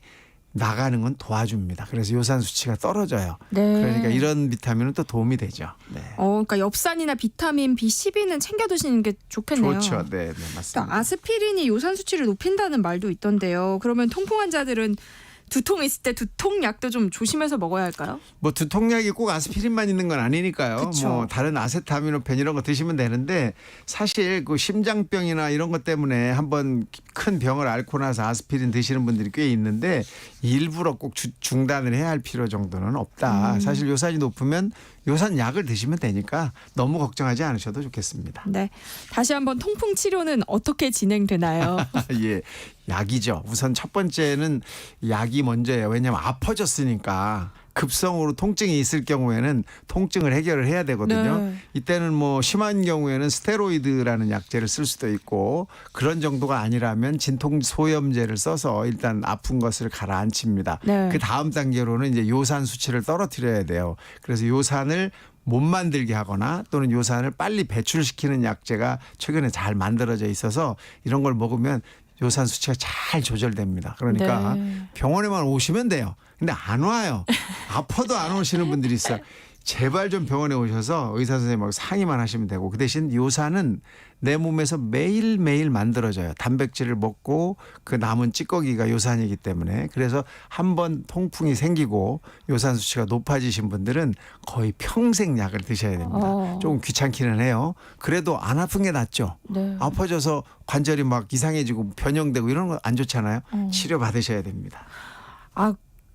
알겠는데요. 근데 또 약을 너무 오래 먹으면 뭐 다른 곳이 안 좋아지는 거 아닌가 아, 싶어가지고 그렇죠. 걱정하시는 분들도 있을 맞아요, 수 있거든요. 맞아요. 간 괜찮아요. 나빠지는 거 아니에요? 뭐 이런 소리 네, 제일 많이 맞아요. 하시는데 네. 이 통풍약은 간을 나빠지게는 하지 않습니다. 그렇기 때문에 너무 걱정하지 마시고 그다음에 기저질환으로 다른 뭐 고혈압이나 고지혈증이 있는 분들도 이 약은 꼭 같이 드실 수 있게 돼 있으니까 네. 요산약 꼭 같이 드시기 바랍니다. 네. 똑똑 라디오 주치 오늘은 극심한 통증을 유발하는 질병 통풍에 대해서 이야기 나눠보고 있는데요. 관련해서 궁금한 점 있으신 분들 문자 보내주시기 바랍니다. 노래 한 곡 듣고 오한진 교수님의 처방 받아볼게요. 보드카레인의 심야식당. 네, 노래 나가는 동안 여러분들이 보내주신 문자 상담 시작해보겠습니다. 1774님. 저는 소주에서 막걸리로 주종을 변경했습니다. 막걸리도 통풍 위험성이 클까요? 하셨어요. 아우 그럼요.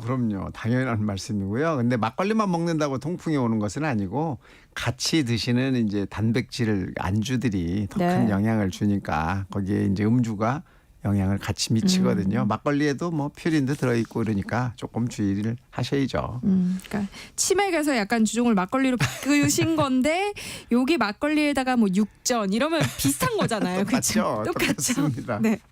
8510님 산양유를 즐겨 마시는데요. 이런 단백질 음료도 통풍을 유발할까요? 하셨어요. 네, 이 정도 드셔서는 절대 유발 안 됩니다. 지금 산양유를 뭐 하루에 뭐 1리터씩 드시겠습니까? 그건 아니잖아요. 네. 그러니까 그냥 즐겨서 마시셔도 괜찮습니다. 콩으로 김동엽님이요. 통풍의 식물성 단백질은 괜찮나요? 하셨어요. 뭐 단백질은 다 똑같이 요산을 만들기는 하는데 식물성이 그래도 조금 적은 거로 돼 있어요. 그래서 식물성 단백질, 콩 단백질은 그럭저럭 유지를 하시라고 말씀을 드립니다. 예. 네. 사이님이 제 지인은 엄마랑 딸이 동시에 통풍으로 입원을 하더라고요. 통풍도 혹시 유전인가요? 하셨어요. 아, 가족력이 있는 걸로 확인이 돼 있어요. 네. 미국에서는 약 40%의 가족력이 있다라고 알려져 있고 우리나라에서는 한 10%의 가족력이 인정되고 있습니다. 그래서 아직까지 완벽한 이 뭐 역학조사가 이뤄진 건 아니지만 네. 한국에서도 유전 또는 가족력이 있을 수 있다는 거 알려드립니다. 네. 콩으로 신창근 님이요. 50대 통풍 환자입니다. 통풍약을 복용하고 있는데요. 약 처방받는 게 귀찮아서 좀 끊고 싶습니다. 중단하면 다시 재발할까요? 하셨어요. 당연히 재발하시죠. 약 처방받는 거 귀찮으시면 병원에 가셔서 6개월 이렇게 처방해달라고 하면 해드려요. 네. 그러니까 제발 좀 받으셔서 1년에 2번 가는 거 그거 피검사하러도 가실 텐데 네. 가셔서 꼭 좀 받아서 드세요. 이거 아파지면 정말 괴롭습니다. 제가 신창근님 대신에 또 여쭤볼게요. 그러면은 약 말고 제가 식이요법을 한번 열심히 잘해보겠습니다. 그래도 안 되나요? 하실 아니 수도 식이요법 있어요. 하시면 많이 좋아져요. 네. 식이요법을 하시면 좋아지는데 네. 고문 같은 거죠. 식이요법이 사실은 그걸 매일 참는다는 게 이 퓨린 많이 들어있는 거 닭고기, 소고기, 돼지고기 같은 육류 특히 간, 내장, 곱창 이런 거에 많이 들어있어요. 또 청어, 고등어, 정어리, 꽁치 등 푸른 생선에도 많고 네. 여러분 좋아하시는 새우, 바닷가재 엄청 많이 들어있어요. 그러니까 제발 좀 식단으로 하겠다는 거 좀 버리시고 어렵네요. 약 드세요. 피하기가. 고문이라니까요. 네, 9720님. 44세 남성입니다. 저는 하루 매일 맥주 한 병 꼭 먹는 편인데요. 가끔 가다가 손가락 마디가 정말 아플 때가 있어요. 바람만 불어도 아픈데 또 가만히 두면 괜찮아지기도 하거든요. 혹시 통풍일까요? 그러면 치료를 받아야 할까요? 하셨어요. 네, 통풍은 아닐 가능성이 더 높고요. 네. 그다음에 하루에 맥주 한 병을 매일 드시면서 치료를 받아야 될까요? 맥주를 끊으세요. 그러면 치료 안 받으셔도 될 텐데 너무 맥주에 좀 심하게 네. 의존하시는 거 아닙니까? 좀 맥주를 좀 살짝 다른 그냥 음료로 좀 바꾸셔서 뭐 좀 요즘 좋은 거 많지 않습니까? 제로라든지 아니면 네. 뭐 그냥 청량한 것들 이런 걸로 좀 바꾸시면 좋을 것 같습니다. 제가 맥주 너무 좋아할 때 했던 방법인데 네. 탄산수. 그러니까요. 그러니까 약간 맥주 먹는 비슷한 기분이 그럼요. 들더라고요. 그 탄산수를 그냥 드시지 말고 네. 찬물, 얼음물 반에다가 탄산수를 반하면 양이 많아지잖아요. 네. 기분이 엄청 좋습니다. 예, 통풍인 거 정말. 아닐까 이렇게 불안해하지 마시고 맥주를 좀 줄여보라는 교수님의 말씀이셨습니다. 네, 라디오 주치 오늘 여기까지 하겠습니다. 을지대학교 가정의학과 오한진 교수님과 함께했습니다. 고맙습니다. 감사합니다. 감사합니다. 네.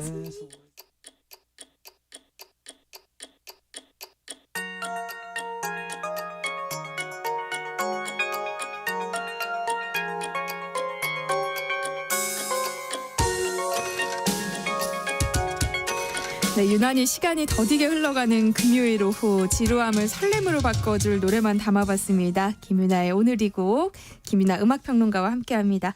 어서 오세요. 안녕하세요. 김윤아입니다. 네, 오늘은 어떤 노래 함께 들어볼까요? 요즘 오락가락하는 날씨도 그렇고 뭐 비가 오지 않아도 너무 무더워서 많은 분들 힘들어하시죠. 네. 어제부터 뭐 서울도 열대야가 이제 시작되었다는 기사도 받고 저도 네. 참 힘들었는데 이럴 때가 되면 생각나는 음악 장르 혹시 있지 않으세요? 어떤 노래요? 약간 좀 더워졌다 이런 느낌이 들면 레게 좋아하시나요? 네. 딱이죠. 맞아요. 이게 희한하게 원래는 이제 세계적으로 레게 음악이라는 것이 워낙에 보편화되어 있다 보니까 뭐 각 나라의 장르 씬도 다 만들어져 있는 편인데 국내는 아직 씬이라는 게 만들어져 있지는 않은 것 같고 그 레게풍 음악들이 여름만 되면 네. 뭔가 사라졌다가 다시 돌아오는 것처럼 늘 다시 인기를 얻고 있는 것 같아요. 자메이카에서 시작된 이 장르 음악이 또 가요와 합쳐지면서 많은 사랑을 받았던 시기가 있기도 하고요. 네. 오늘 레게 음악 이 가요와 함께 접목된 노래들 들어보도록 하겠습니다. 그러니까 레게 음악이라고 하면 대강 어떤 느낌인지는 알겠어요. 그렇죠. 근데 정확하게 레게 음악을 어떤 음악을 레게 음악이다라고 하는 거예요? 진짜 쉽게 얘기하자면 네. 여러분 그냥 리듬만 한번 생각을 해보셔도 좋아요. 그 보통 우리가 이제 이 박자를 얘기할 때 쿵짝 쿵짝 이렇게 이야기를 하잖아요. 근데 레게 같은 경우에는 보통 이제 쿵에 강박이 들어가는데 짝에 박이 들어갑니다. 그래서 쿵짝 쿵짝 하는 느낌으로 이 곡의 리듬을 느끼고 있다 보면 좀 뒤쪽에 항상 강조가 되어 있는 그 리듬. 그래서 보통 장르를 음악을 듣자마자 구분하는 분들이 그렇게 많지는 않은데 이 레게 같은 경우에는 그냥 듣는 순간 그 리듬만으로도 이게 레게 음악이구나 레게 풍이구나라고 느낄 수 있는 아주 독특한 지점을 가지고 있기도 해요. 네. 앞서 말씀드린 것처럼 자메이카에서 시작이 된 음악이고요. 뭐 워낙에 더운 지방이다 보니까 더운 날씨하면 어울리는 것 같기도 합니다. 그리고 원래 이 레게 이전에는 그 자메이카 토속 음악들이 자메이카 내에서는 인기들이 있었다고 해요. 스카라든지 뭐 락스테디 같은 장르들이 있었는데 이 장르들이 좀 현대화가 되고 대중화가 되면서 레게라는 장르가 세계적으로 자메이카 음악 가운데에서는 가장 유명하게 지금까지도 사랑을 받고 있는 장르라고 보시면 될 것 같습니다. 네. 그럼 오늘 첫 곡으로 들어볼 레게 가요는 어떤 곡인가요? 이 레게가 혹시 국내에서 인기 있었던 시절 좀 기억하세요? 90년대 아니에요? 그렇죠. 그때 그 김건모 씨의 핑계가 네. 정말 선풍적인 인기를 끌면서 갑자기 전국이 레게 열풍에 휩싸였던 때가 있었어요. 그때가 93년이었는데 네. 이 곡이 히트한 이후에 이제 93년, 4년, 5년 정도쯤이 제 기억에도 그렇고 가요사 안에서도 레게 음악이 가장 주목받았던 시기라고 말씀드릴 수 있을 것 같아요. 특히 이때쯤에는 뭐 원래 레게에 관심을 갖고 있던 분들뿐만이 아니라 신인 가수들 가운데에서도 레게를 우리가 추구한다라고 하면서 좀 전면에 내세웠던 팀들이 많았거든요. 네. 대표적이라면 역시 투투와 룰라 이렇게 두 팀 기억하시지 않을까 싶습니다. 두 팀 모두 94년이 데뷔였고 나이대도 비슷했고 또 레게 음악을 데뷔곡에 굉장히 적극적으로 녹여낸 부분이 있어서 재미있었던 기억이 나요. 이렇게 아직까지 한국에 대중화가 많이 되지 않은 장르가 이렇게 주목받는 두 신인 그룹들 사이에서 심지어 1위 곡을 계속 내면서 전 국민적인 사랑을 받는 게 너무 흥미로웠던 기억이 나고요. 네. 그 가운데에서 오늘은 투투의 노래를 한번 준비해봤거든요. 어떤 노래일지 대충은 눈치채실 텐데 1과 2분의 1이라는 네. 곡입니다. 당시에 그 황혜영 씨 홍일점 멤버였죠. 네. 아주 귀여운 모습 때문에도 큰 사랑을 받았던 곡이었죠. 그럼 투투의 1과 2분의 1 듣고 오겠습니다. 네, 투투의 1과 2분의 1 듣고 왔습니다. 네. 아, 노래 들으니까 옛날 생각나요. 아니 옛날에 네. 초등학교 시절에 이렇게 수련회 가면 각반 장기자랑 같은 거 하잖아요. 하죠. 그때 제가 이거 했어요? 투투의 1과 2분의 1 했거든요. 황희영 씨 역할 해가지고 어머. 머리 안 갈래 따고 모자 쓰고 가방 같은 거 메고 아 맞아요, 조그만. 그쵸. 예. 어떡해. 전체 전교에서 절반이 투투하고 한 절반이 룰라 했던 것 같아요. 이때 정말 놀랍게도 제가 이거 거짓말이 아니고 네. 제가 날개 잃은 천사였습니다. 얘기 들으면서 야 이렇게 동년배구나라는 생각이 새삼 들고 한편으로는 그 황영 씨 역할 하는 네. 친구가 제 네. 기억에는 각 학교에서 좀 그래도 이렇게 예쁨 받는 아유 그쵸. 알겠습니다. 네, 또 인정을 해주시니까 그런 걸로 할게요. 네. 오랜만에 들었더니 참 흥이 나는데요. 맞습니다. 자, 이 분위기 이어서 두 번째로 들어볼 곡은 어떤 곡이에요? 네, 그렇게 지금 저희의 흥을 이어서 레게 가요를 좀 더 이어가 볼까 하는데요. 이 곡도 아마 들으면 추억 되새김질 하시는 분들 진짜 많으실 거예요. 네. 임종환의 그냥 걸었어 준비 한번 해봤습니다. 이 곡은 이제 좀 잊을 수 없는 옛사랑, 새벽 2시에 나야 뭐 이런 전화 한번 걸어보신 그렇게 분들이라면 시작하잖아요. 기억들 다들 하실 네. 텐데요. 이 곡도 94년 여름에 인기를 얻은 곡이에요. 그러니까 정말 그 해가 레게 가요 열풍이었다고 이야기를 할 수 있을 것 같고요. 이 곡은 이제 임종환 씨의 원히트 원더로 남기는 했는데 또 약간 뿌리를 거슬러 올라가 보면 이 곡을 만든 인물이 번님들 출신의 김준기 씨인데요. 네. 이 아티스트가 국내에서는 그 레게라는 장르 음악에 꽤 처음부터 관심을 갖고 이제 음악을 하기 시작한 아티스트로 알려져 있어서 또 나름대로 근본이 있는 그런 곡이라고 할 수 있을 것 같습니다. 근데 이후에도 음악 활동을 계속 이어갔었죠. 근데 네. 크게 주목받지는 못했어요. 맞아요. 그 원히트 원더가 뭐 자신이 원해서 한 곡만 히트하거나 유명해진 건 아닌 거잖아요. 네. 아티스트들도 노력을 했는데 성과가 안 나서 결론적으로는 원히트 원더가 되는 경우가 많고 임종환 씨 같은 경우에도 특히나 레게에 대해서 나름 애정을 계속 가지고 있었어서 두 번째, 세 번째 앨범도 레게 앨범으로 발표를 했었는데 네. 뭐 유행이 지나서 그런 것도 있을 테고 반응이 이렇게 크지는 않았었어요. 그래서 결국 2000년대 초에는 뉴질랜드로 건너가서 한인 라디오 방송을 운영하기도 했었고 또 2008년에는 트로트로 복귀하기도 했는데 전부 반응이 그렇게 많지는 않았습니다. 좀 아쉽죠. 그리고 더 안타까운 소식은 이제 2010년에 직장암으로 굉장히 이르게 세상을 떠났어요. 뉴스 다들 기억하실 네. 거예요. 당시에 나이가 46이었으니까 정말 이른 죽음이었다고 할 수 있을 텐데 그래도 노래는 이렇게 남아서 또 매해 여름마다 많은 분들이 찾고 계신 곡이 아닌가 싶습니다. 네. 임종환의 그냥 걸었어 듣고 올게요. 사이님이 오랜만에 들으니 젊어지는 것 같아 기쁘고 즐겁습니다 하셨어요. 오늘이 제일 젊은 날입니다. 그럼요. 우리 여러분. 생애 가장 젊은 날. 그럼요. 네. 황상원님이 낭만이 있던 시대죠 하셨고 홍들레님이 제가 94학번인데요. 네. 이 당시에 이 그냥 걸었어에서 걸었어가 네. 걷다에 맞아. 걸었는 건지 아니면 전화 전화를. 걸다에 걸었는 건지를 가지고 친구들과 엄청 싸웠던 기억이 있습니다 하셨어요. 중의적 표현이었겠죠? 완전 그렇죠. 네. 전 교수님은 황혜영과 김지연이 함께하고 계시네요. 저는 체리나 씨 역할로 제 김지연 씨를 하기에는 좀 성숙하지가 못해서 네 송가입니다. 네. 마지막에 들어볼 곡도 90년대 곡이에요? 맞습니다. 그리고 공교롭게도 이 곡도 94년을 대표하는 곡이에요. 이 해가 뭐 거의 한국 대중가요계에서의 레게 최고 히트 연도였다 봐도 좋을 것 같습니다. 네. 특히나 이 곡 같은 경우에는 최근에 왜 이제 90년대를 그리고 있는 드라마나 영화들이 많이 개봉했었잖아요. 네. 그 작품들에서 제일 좀 뭐랄까 풋풋하고 추억을 되살리게 만드는 곡으로 많이 들려졌었어요. 바로 마로니의 칵테일 사랑 준비를 한번 해봤습니다. 네. 프로젝트 그룹이었어요. 그래서 매 앨범마다 뭐 싱어도 바뀌고 하는 그 015B라든지 토이 같은 팀처럼 개건 가수 이 스타일로 이제 멤버를 꾸리던 그런 팀이었는데 이 곡이 수록되어 있는 3집이 가장 대박이 났죠. 그래서 거의 100만 장 이상 당시에 앨범을 판매하면서 마로니의 대표작이 되었다고 말씀드릴 수도 있을 것 같습니다. 그러니까 마로니에는 앨범이나 곡마다 멤버가 계속 바뀌는 거죠. 그렇죠. 보컬도 바뀌고. 그래서 사실은 그런 로테이션 시스템 같은 것 때문에 나중에 저작권, 뭐 실현권 이런 것 때문에도 법적 분쟁도 있었던 걸로 알고 있는데요. 어쨌든 기본은 이제 객원 가수들이 돌아가면서 노래를 했던 그룹이었다고 이야기들을 하고 있습니다. 네.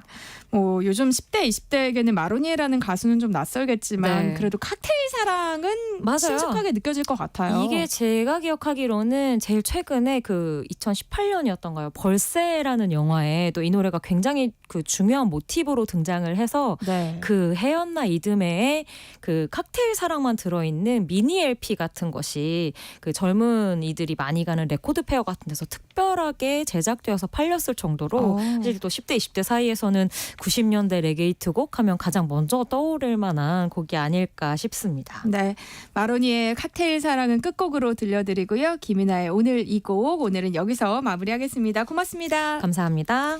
네, 세상의 모든 정보 여기서 마무리할게요. 모바일 쿠폰 당첨자는요. 홈페이지 공지사항에서 확인하실 수 있습니다.